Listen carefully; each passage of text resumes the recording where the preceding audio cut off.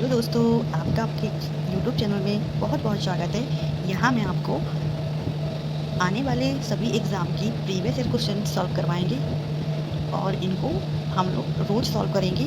और यहाँ जो आपका सब्जेक्ट होगा वो इतिहास होगा और ये नेट के पुराने पेपरों को यहाँ सॉल्व करेंगे हम लोग, जो आपके आने वाले एग्ज़ाम के लिए बहुत ही लाभदायक होंगे। तो चलिए शुरू करते हैं।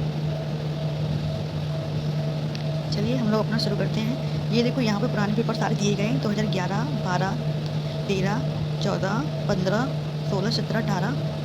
ये लगभग आपको 23 तक 2023 तक की यहाँ पे दिए गए हैं। हम लोग यहाँ पे रोज़ कुछ मैक्सिमम क्वेश्चन हम लोग यहाँ पे सॉल्व करेंगे। तो चलिए हम शुरू करते हैं देरी ना करते हुए। यूजीसी नेट इतिहास का जो पाठ्यक्रम है ये तो आप सभी को पता ही होगा। तो हम लोग सीधा क्वेश्चन पे चलते हैं। ये आपका 2011 का है और द्वितीय प्रश्न पत्र है। इसको हम लोग हल करते हैं। आप लोग आंसर को कमेंट बॉक्स में लिखिए जिससे आपको याद हो जाए, क्योंकि प्रीवियस ईयर पेपर बहुत हमारे लिए इम्पॉर्टेंट होते हैं, क्योंकि इनमें से कुछ ना कुछ ऐसे क्वेश्चन होते हैं जो रिपीट भी होते हैं। तो चलिए इसी सीरीज़ को हम लोग शुरू करते हैं। और इसमें पहला क्वेश्चन होगा आपका कि निम्नलिखित पुरातात्विक स्थलों में से कहाँ पर जल भंडार का साक्ष्य प्राप्त हुआ है। तो आप लोग कमेंट बॉक्स में आंसर लिख सकती हैं, ताकि यहाँ हम लोग देखेंगे और इसका एक्सप्लेनेशन भी लिखेंगे। इसमें बताया गया है पुरातात्विक स्थलों में से कहाँ पर जल भंडार का साक्ष्य प्राप्त हुआ है। तो इसका आंसर है आपका लोथल। जल भंडार के साक्ष्य कहाँ मिले हैं? लोथल। अब आप इसको ऐसे समझ सकते हैं कि लोथल था एक आपका बंदरगाह, तो वहाँ पे पानी के साक्ष्य मिले होंगे। तो इसको एक्सप्लेनेशन पढ़ते हैं। जल भंडार का साक्ष्य लोथल से प्राप्त हुआ है। लोथल हड़प्पा का एक ऐसा स्थल है जहाँ से बंदरगाह के नमूने प्राप्त हुए हैं। विदित है कि लोथल खंबात की खाड़ी के क्षेत्र में स्थित अहमदाबाद जिले में साबरमती नदी के पास, अब देखो इसको हम मार्क कर सकते हैं। अहमदाबाद जिला है और नदी आपकी साबरमती है, सहायक इसकी भोगवा नदी है, किनारे स्थित है। लोथल की खोज 1994 में हुई थी और इसकी एहसास राव जी ने करी थी। तो इसमें जो मेन फैक्ट है वो आप इसमें याद कर लीजिए। सबसे पहले तो आप इसको याद करेंगे कि जल भंडार के साक्ष्य कहाँ प्राप्त हुए हैं, तो वो आपको प्राप्त हुए हैं लोथल में। लोथल को क्या था? लोथल आपका बंदरगाह था और ये आपकी खंबात की खाड़ी में है और अहमदाबाद जिला है। और साबरमती की जो सहायक नदी है, भोगवा नदी है, ये उस पर बेस्ड है। और ये 1994 में खोजा गया था। किसने? एहसास राव जी ने खोजा था। ठीक है, चलिए आगे बढ़ते हैं। नेक्स्ट देखते हैं हम लोग निम्नलिखित में से किसने Indian association for the cultivation of rice की स्थापना करी थी। तो इसमें आप क्वेश्चन को आंसर लिखिए आप। इसमें ऑप्शन नंबर ए है G C Bose, option number B है Meghnath Saha, option number C है Homi Bhabha, option number D है महेंद्र लाल सरकार। इसके आंसर देखते हैं। इसके आंसर देखते हैं हम लोग। इसमें बताया गया है कि Indian association for a cultivation of science की स्थापना एक मिनट मैं इनको ले लूँ। Indian association for the cultivation of science की स्थापना 1876 में हुई थी। तो अभी इसमें पूछा गया था कि कल्टीवेशन ऑफ साइंस की स्थापना एसोसिएशन फॉर, इसमें पूछा गया था निम्नलिखित में से किसने। ठीक है, अभी किसने पूछा गया था? हो सकता है कि अभी आपकी डेट पूछती जाए। तो अब आपको क्या करना है? 1876 में होगा। तो association for the cultivation of rice नहीं, साइंस है। ठीक है, साइंस की स्थापना, कल्टीवेशन ऑफ साइंस की स्थापना 1876 में हुई थी। किसने करी थी? महेंद्र लाल सरकार ने की थी। जबकि जेसी बोस ने कैस्कोग्राफ की खोज की और मेघनाथ साहा ने 1920 में थर्मल आयनाइजेशन इक्वेशन की खोज की और होमी जहांगीर भाभा ने भारत में परमाणु ऊर्जा कार्यक्रम की शुरुआत की थी। तो अब आप इसमें क्या याद करना है? आपको इसकी डेट याद करना है कि Indian association for the cultivation of science की स्थापना 1876 में करी थी। अब आपको इसको ऐसे याद कर सकते हैं कि 1875 के आसपास एक साइंस कॉलेज नाम से सर सैयद जी ने भी स्थापना करी थी। तो उसी टाइम साइंस को थोड़ा बढ़ावा दिया जा रहा था। तो ये उसी टाइम पे लगभग उस दिमाग में आपके पिन हो जाएगा, तो आपको याद हो जाएगी। और उसको याद करने के लिए इसमें बोला गया किसने की थी, तो इसमें है महेंद्र लाल सरकार जी ने की थी। तो इसको ऐसे याद करके जो साइंस का जो भी कल्टीवेशन काम स्टार्ट करेंगे ना, वो हमारी गवर्नमेंट ही करती है। तो गवर्नमेंट इन द मीन्स सरकार, महेंद्र लाल सरकार को। ठीक है, फिर हो सकता है इसमें आगे क्वेश्चन आपको पूछ लिया जाए कि कैस्कोग्राफ की खोज किसने की थी, तो जेबी बोस है। कैस्कोग्राफ ग्राफ कौन बनाएगा? बोस जी बनाएंगे। ठीक है, और मेघनाथ साहा ने 1920 में थर्मल आयनाइजेशन इक्वेशन की खोज की थी। ठीक है, तो ये हम लोग इसको कर सकते हैं मेघनाथ साहा। तो थर्मल इक्वेशन ये भी आगे के लिए हमारे लिए इंपॉर्टेंट हो सकता है। तो चलिए आगे बढ़ते हैं। नेक्स्ट क्वेश्चन देखते हैं। इसमें आपको मिलाना है इसमें निम्नलिखित में से कालक्रम में व्यवस्थित कीजिए तथा नीचे दिए गए फोटो से सही उत्तर चुनिए। तो ऑप्शन नंबर ए है आपका इंडिका, बी है ऑप्शन नंबर 2 है आपका ऋग्वेद, ऑप्शन नंबर 3 है अर्थशास्त्र, ऑप्शन नंबर 4 है त्रिपिटक। तो इनका कालक्रम करना है कि कौन पहले आया था, कि पहले इंडिका आई थी, ऋग्वेद आया था, अर्थशास्त्र आया था, तो त्रिपिटक। तो हम लोग इसको मिलाने की कोशिश करते हैं। तो पहला आपका ऋग्वेद आया था, ठीक है, क्योंकि ऋग्वेदिक काल आया था। फिर उसके बाद आता है आपके मौर्य लोग आते हैं, ठीक है। तो मौर्य से पहले इंडिका आएगी, क्योंकि इंडिका क्या है ना कि नहीं नहीं सॉरी, पहले ऋग्वेद आएगा और फिर त्रिपिटक आएगा, क्योंकि धर्म आते ना, ये अपने बौद्ध धर्म आते हैं, जैन धर्म है।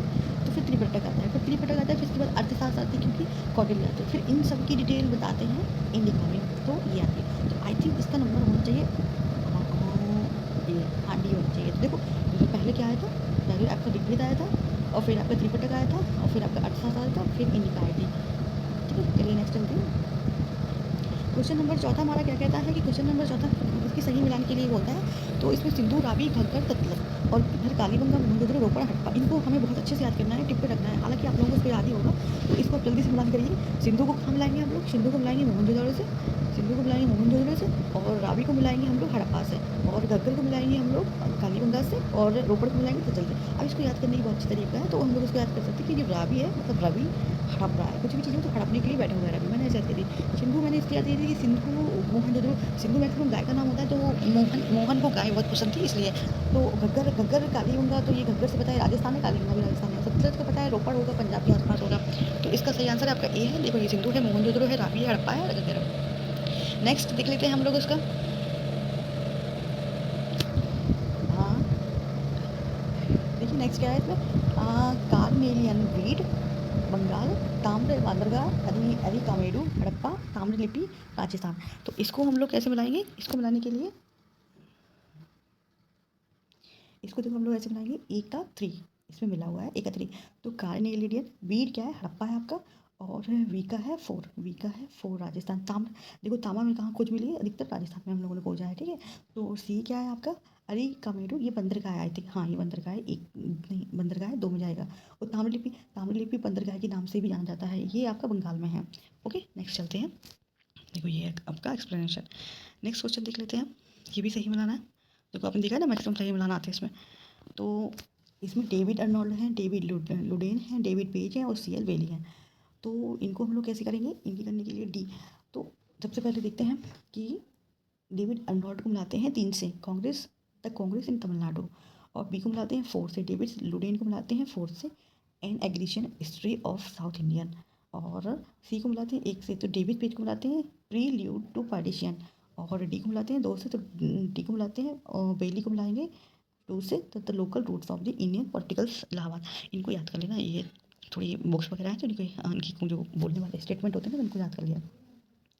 इनमें ऋग्वेद में पंचम किसे घोषित, ऋग्वेद में पंचजन किसे घोषित करता है, आर्यों की 5 जनजाति को, आर्यों की 5 जनजाति को, अनार्यों की एक गांव की 5 मुखिया को, और ये सब सिंपल है, ये आर्यों की 5 जनजाति को।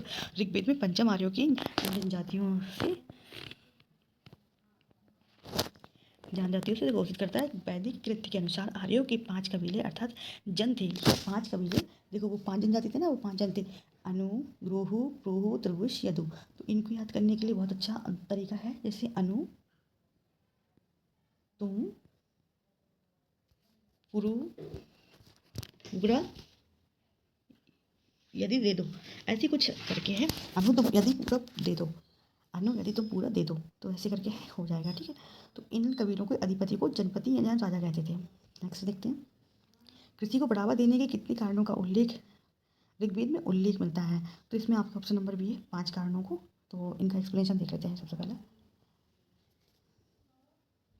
ऋग्वेद के चतुर्मंडल में कृषि संबंधी प्रक्रियाओं का उल्लेख मिलता है। इसमें 5 रीतियों का भी उल्लेख किया गया है। ऋग्वेद के प्रथम एवं 10वें मंडल में कृषि को बढ़ावा देने के लिए 5 कारणों का उल्लेख किया है। प्रथम हाल चलाना, दूसरा बीज बोना, तीसरा हाथियार से फसल काटना, चौथा अनाज कूटना, 5वां फसल करना।